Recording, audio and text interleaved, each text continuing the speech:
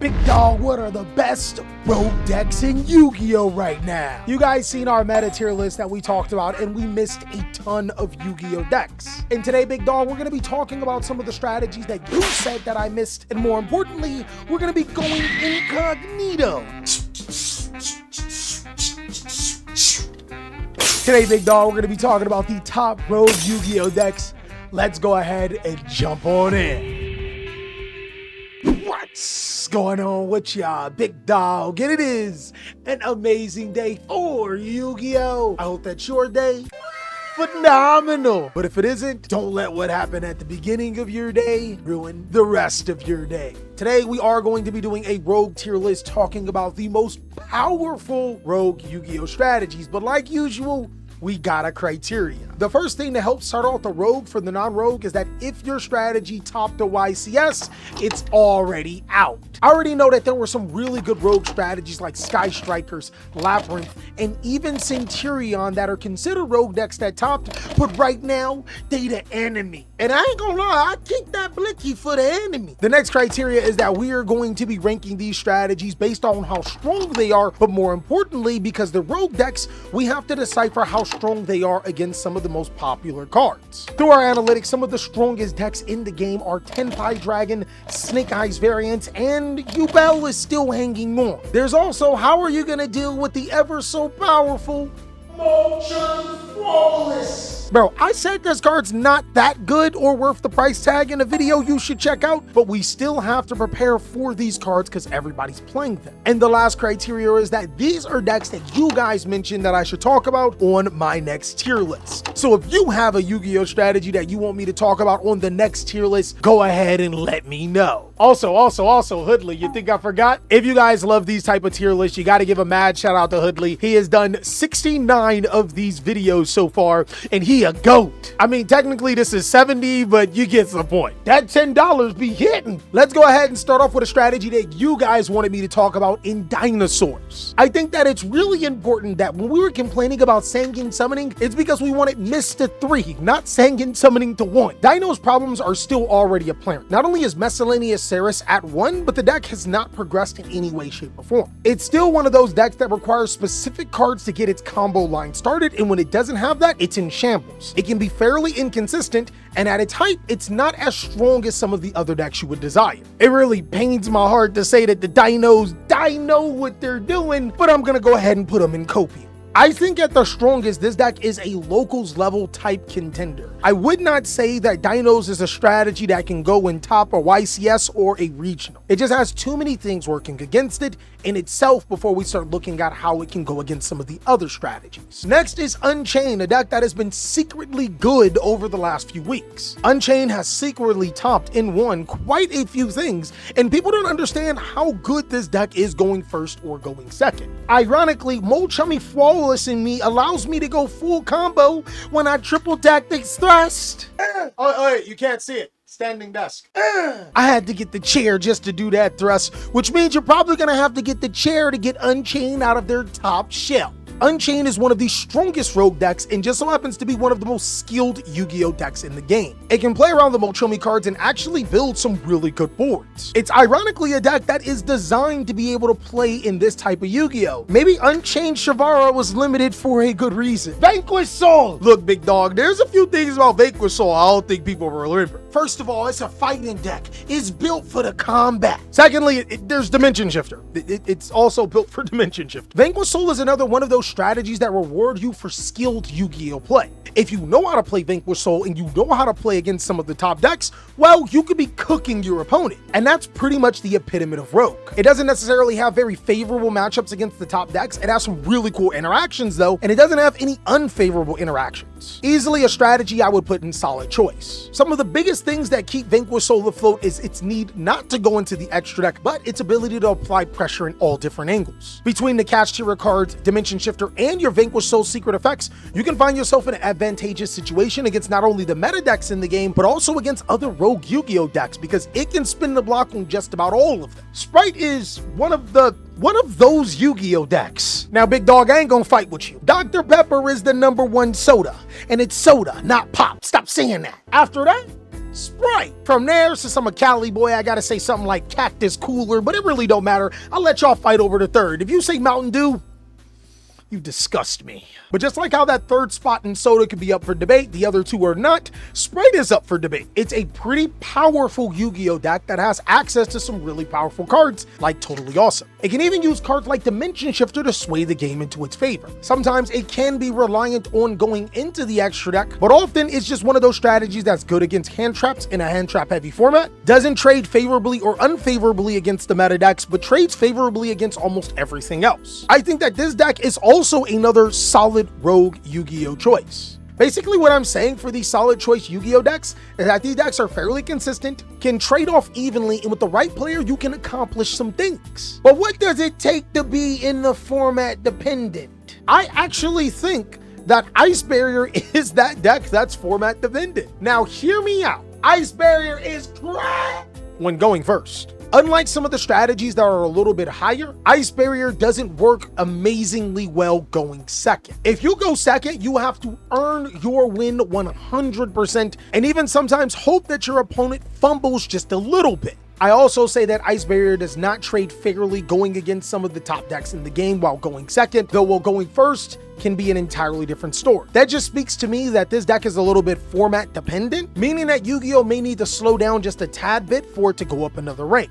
Still a really good deck though. Plus, with all this ice on my neck, you can't keep me from the Kakai Barrier. Only the real know what I'm talking about, the Kakai Barrier. Solomon Great. You see, Solomon Great is one of those really weird strategies. The reason why I say this is because Solomon Great completely fails to Molchummy Flawless. You activate that? Well, hell, there's Balinx, there's Wicked, there's Promethean, there's Mirage Stallion, Horse Prince,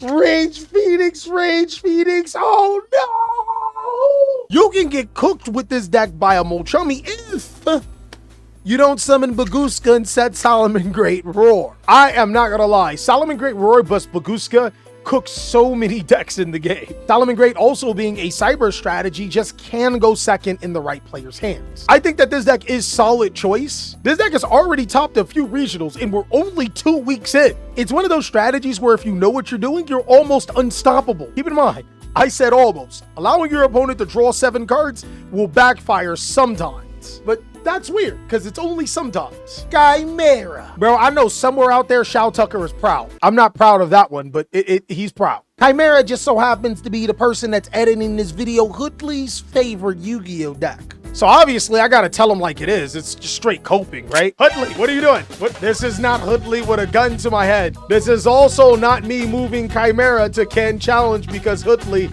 has the gun to my head. The gun is not being removed from any of those said situations. But in all seriousness, Chimera is actually a crazy good Yu-Gi-Oh deck. It's one of the strategies that can stop special summoning from the deck and set up pretty nicely when it's hit with Molchummy. It's also really good at being able to break boards. Super Polymerization? Oh my god! Did you guys know that Azamina is an illusion in Fiendsmith's a Fiend?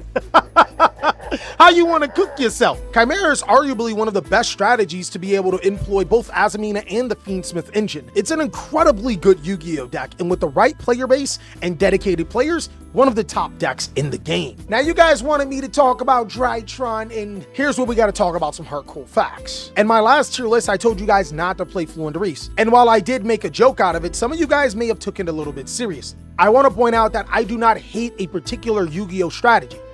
I hate the players. You know those Yu-Gi-Oh players that pull up with the disgusting mat, haven't took a shower in who knows how long, and then stinks up the whole room? Yeah, I don't like those players. But as far as Yu-Gi-Oh strategies, I can tolerate TJ, so that lets you know I can tolerate a lot. But golly, why are you even talking about Fluendereese? Oh, here's the two-parter here. One of the biggest things about Fluendereese is that it can get Herpes Featherstorm to lock out your opponent's cards. The problem with that is that if your opponent is playing smartly, you're left with a Water Winged Beast in Rapina and not a Wind Winged Beast to activate your Herpes Featherstorm. Drytron doesn't have those problems. This deck just so happens to be able to Exceed Summon into a Winged Beast monster that is really good against Tenpai Dragon and also allows them to trigger Herpes Featherstorm. And it's just as searchable. I think Drytron is worlds better than Fluendereese in that regard. But Drytron has its own problems. The bestial monsters are still somewhat prevalent. They're pretty good cards for being able to slow down, if not stop, Azamina engines. And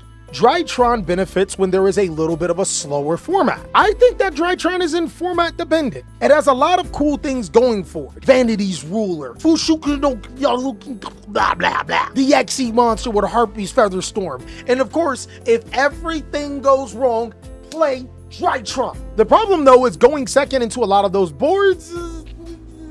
I need to see a little more. Strangely enough, in the last format, I listed Kashtira as a non-factor. I said because of Pot of Prosperity, this deck is less consistent. That is true. The problem with that statement, though, is that the deck was still doing things. Brother, how are you opening Unicorn Finra every game? Somehow, Kashtira players have made their deck more consistent, where I have failed.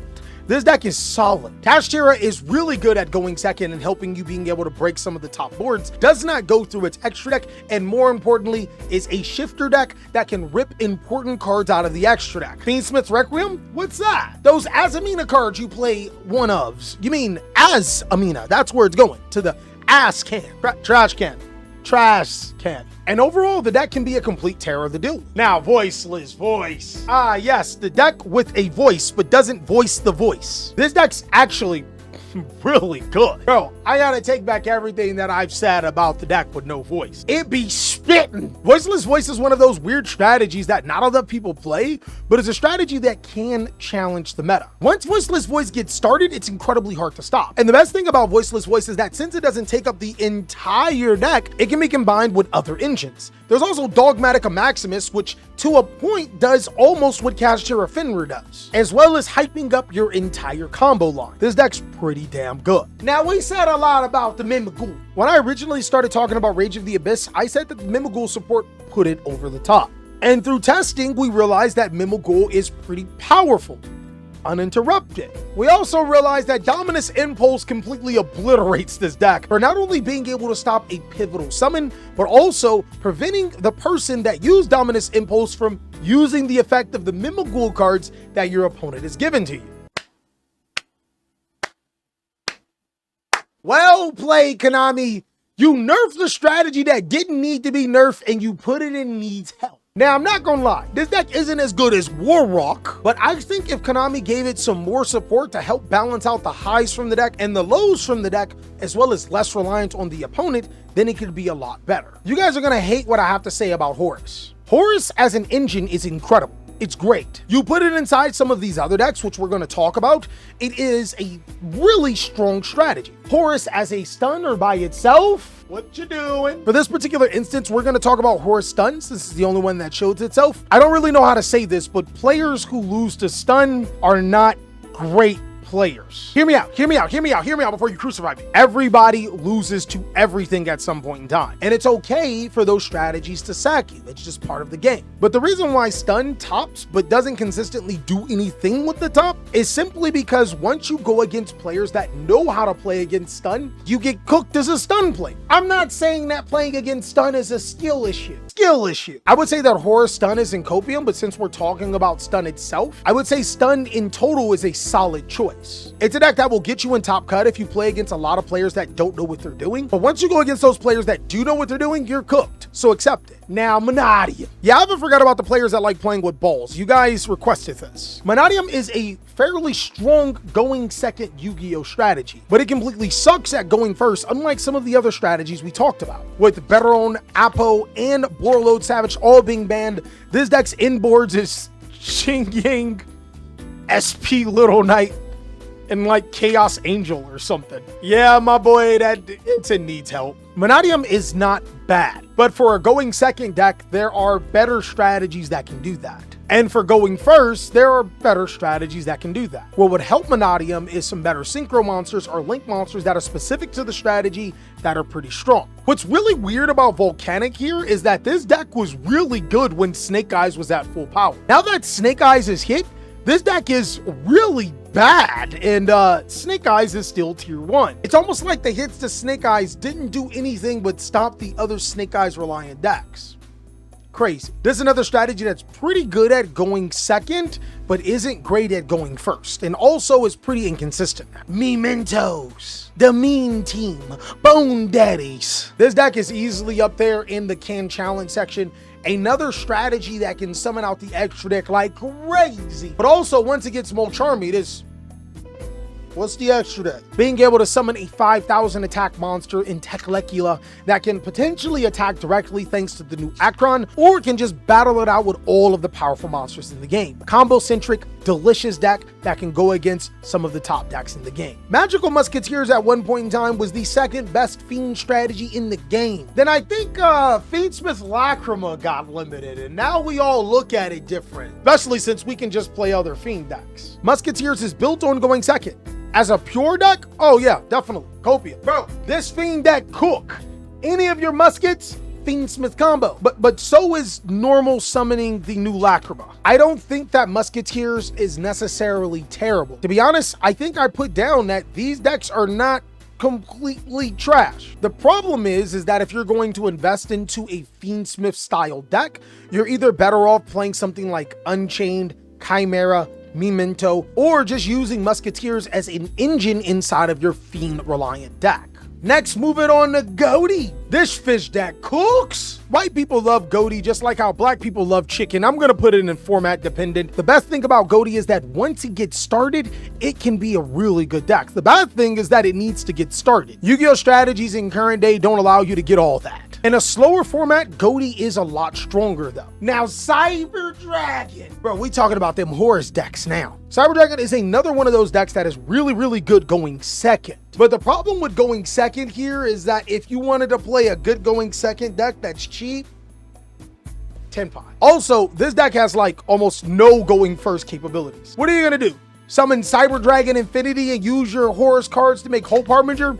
That's not working no more. I also think that Clockwork Knight is an amazing card, but it's a non-searchable card. So Cyber Dragon is definitely one of those strategies that needs help. This deck can be insane if it does get the correct Cyber Dragon support to give it a little bit more going first impact. And also as an anime deck, it can be a complete Chad for Yu-Gi-Oh players. You see what I'm doing there, guys? I'm not jaded to the fact. I know, you love it. Now this Red Eyes Metalmorph Dragon is not standing for Metalmorph as a deck. This is standing for Dragon Link, using Black Metal Dragon to be able to not only go into your combo, but eventually get into Red Eyes Metal Dragon. Dragon Link actually trades incredibly well against hand interruptions and is a solid Yu-Gi-Oh deck if you know what you're doing. Its uses of the Bestial monsters are pretty good, and being able to have access to that Red Eyes Dragon monster is crazy. This deck, solid choice. This and Bestial Dragon Link can be considered the same strategy, but the Bestial version that doesn't necessarily focus on the dragon portion and more of the chaosy Bestial usage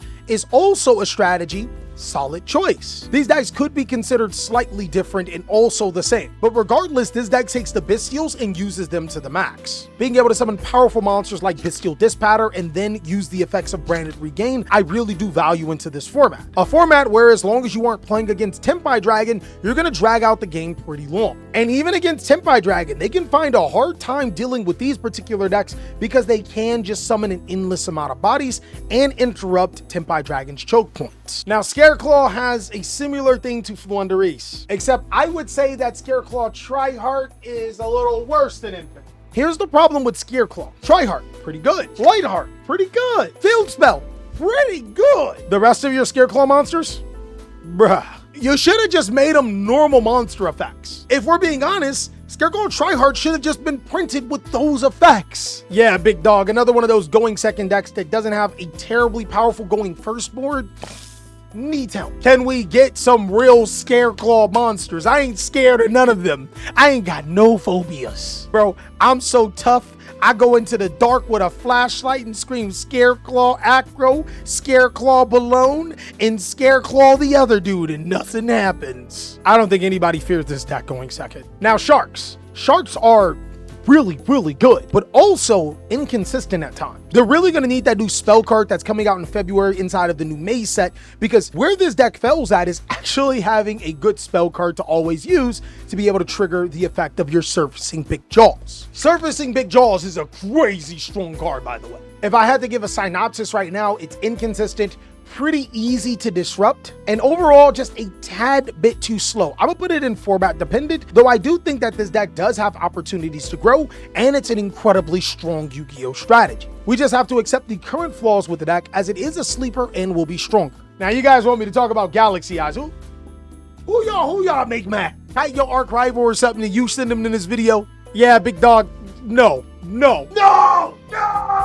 I like Galaxy Eyes just like the next man, but it feels like I'm talking about Blue Eyes right now. Actually, no, because Blue Eyes is getting some crazy support we'll talk about later. Now, Goblin Bikers are actually pretty damn good for a rogue deck. Goblin Bikers are scary good because it's a deck that can play to interruption and can play a ton of hand traps. It's also a deck that has multi-layered disruptions on the side of the field and thrives when your opponent summons Exceed monsters. Have you guys ever seen Verugus have to trigger its effect on Goblin Biker monsters?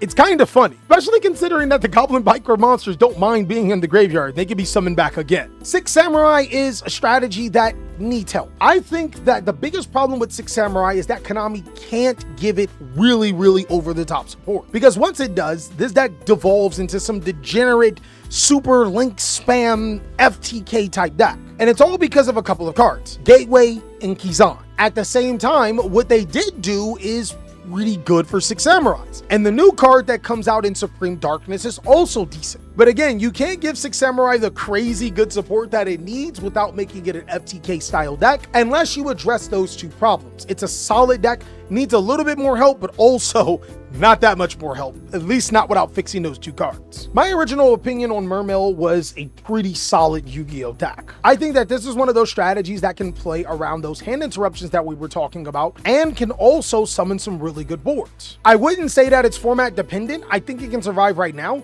I'm gonna put it in solid choice as well. And holy God, there's actually a pretty decent amount of good rogue decks. Let's go! I love in a format where rogue Yu-Gi-Oh decks can actually contend with the right player. Mermail is one of them. But I think the biggest problem between these particular decks that have topped and these particular decks that are looking to top consistently is that how players are addressing the deck. I made a controversial Mermail deck profile I think you guys should still look at. It may not be your exact cup of tea, but it shows you that Mermail can be built in a different way, and you can even take some of those concepts and become a successful Mermail player with it. Even with the Horus cards, Gimmick Puppet is 100% copium, big dogs. Yeah, no. I love that they got rid of the FTK, or at least made it less consistent and less approachable. And hopefully, with better Gimmick Puppet support on the horizon, it becomes a better deck. But no more FTKs. Evil Eye guys, you're coping. Let's keep it a bean, big dog. That's no. And lastly, White Force. I think that this is one of those strategies. I mean, obviously these aren't in order in any way, shape, or form, but White Forest is one of the best rogue strategies in here. I was really surprised that it didn't get a YCS top. White Forest is one of those strategies that can benefit from Rage of the Abyss with Bringer of End Times, and is only getting more support in future sets. This deck is pretty sneaky, can be mixed with other decks, and I would not sleep on it. It's fairly strong. And that's all that I have for today's rogue tier list, big dog. Of course, if you want to see more amazing content, or if you think I put a strategy too high or too low, or if you think I forgot a strategy, let me know down below in the comment section. I can't wait to see what you guys have to say.